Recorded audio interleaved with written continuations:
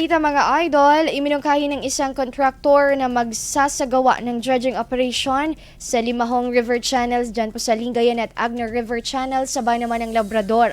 Ito ay base sa naging epekto ng mga nagdaang bagyo sa kapasidad ng ilang river channels sa Pangasinan na sumalo ng tubig mula po sa upstream.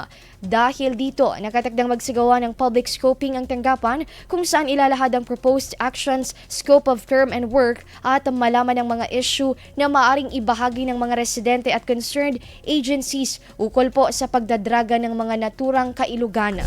Inanyayahan ng tanggapan at Environmental Management Bureau Region 1 ang publiko na makiisa sa magaganap na public scoping upang maiparating ang kinaing at suwestyon ng mga residente.